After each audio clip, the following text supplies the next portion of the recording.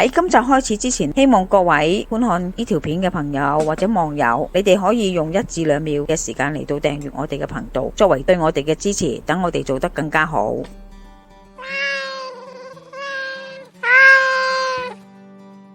阿媽廚房。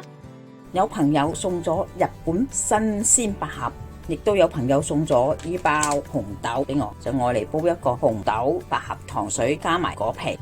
紅豆係人都識嗰首詩，叫做紅豆生南國，春來發幾枝，願君多採摘，此物最相思。相思之人食翻啲紅豆粥嚟解下相思之苦啦。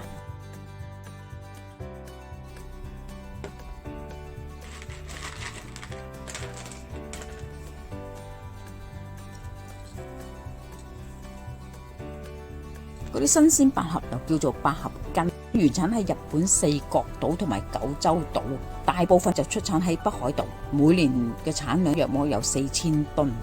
百合就係由白色或者淡黃色嗰啲厚亮片咧，一層一層咁疊埋成一個球狀，由8片嘅合成，個樣又似大蒜，形狀又似白蓮花，所以就叫做百合。食用百合係屬於多年生嘅球根植物，係百合花喺地下部分嘅鱗莖，鱗莖下面先係根啊，嗰啲球根先係食得嘅。大約有18% 嘅澱粉，亦都可以藥用嘅。百合咧有豐富嘅蛋白質啦、脂肪、鉀、膳食嘅纖維、維他命 C 同埋 E。食用嘅百合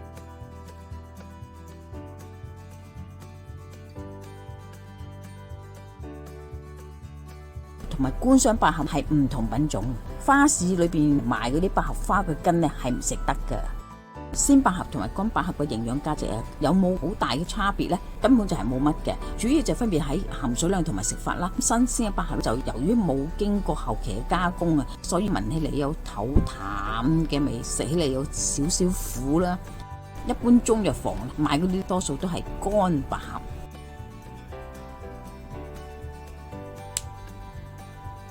分別就係乾百合就去曬乾咗、抽乾咗水分，當然係硬啦。顏色嚟講比較深黃少少，當然就唔會話發毛啊或者咁快變爛啦，但係亦都會有蟲蛀喎，所以小心喎，唔好以為乾咗咁可以擺好耐。新鮮百合就唔可以擺得耐嘅，通常你買翻嚟就用嗰啲木碎包咗百合啦，一來就防潮，二嚟就避免佢腐爛啊。買翻嚟如果你未食煮就要包好佢，擺喺雪櫃可以保存大約2至3星期度。第一個程序咧就係搣開啲百合啦，朋友送咗俾我都有1個星期左右，成日唔得閒煲佢就會有少少氧化，呢啲就係啦，冇所謂噶。乾嘅百合亦都係有啲紋喺度噶。新鮮百合咪開嚟做咩呢？小炒啊，煲下甜品啊，煲下湯都得嘅。而家首先一塊搣開啲百合先，要輕手啲啦，唔好咁粗魯啊。如果你買咗新鮮百合翻嚟啊，未食嘅話，一定要放喺雪櫃嗰度。呢個根部梗唔要啦，我哋唔需要用晒成個百合嘅喎，只係需要大約1半到，其他嗰啲就愛嚟炒四季豆啊，諸如此類。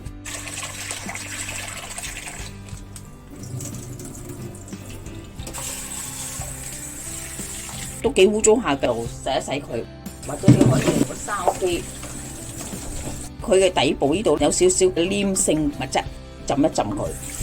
百合唔使咁快落去煲嘅，煲到差唔多好時先落，因為佢新鮮咧，好快就會腍。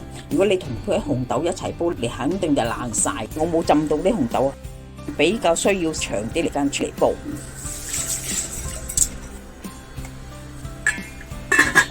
唔使浸咁耐啊！加上啲紅豆未腍未發開啦，咁我而家倒咗啲水出嚟先。百合主要嘅作用就係清熱、潤肺、益氣，有寧神作用。新鮮嘅話，個份量可以比較上俾多少少，因為你曬乾咗之後佢濃縮咗啊，放得太多啲湯會酸酸地嘅。可以睇到啲紅豆有啲已經係爆開咗噶啦，而家可以落埋啲新鮮嘅百合落去。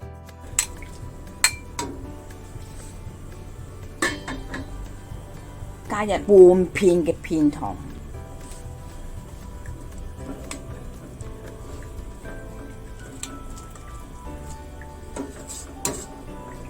見到粒粒都係開咗嘅，好似食紅豆冰咁樣樣，一粒粒嘅咬口，唔係煲到紅豆沙咁。等片糖慢慢融化先，已經煲好噶啦，我哋可以熄火。嗱，啲百合仲喺度嘅，唔晒噶。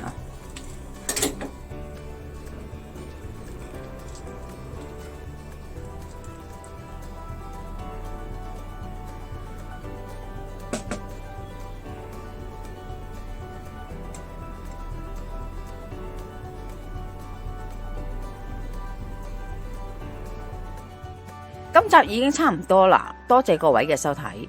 詳細食譜我哋會上傳喺 Facebook 嘅專頁裏邊，有興趣嘅話可以查閱。另外，如果喜歡我哋頻道嘅話呢，可以訂閱我哋嘅頻道，以作對我哋嘅支持。希望大家喜歡，我哋下集再見啦，拜拜。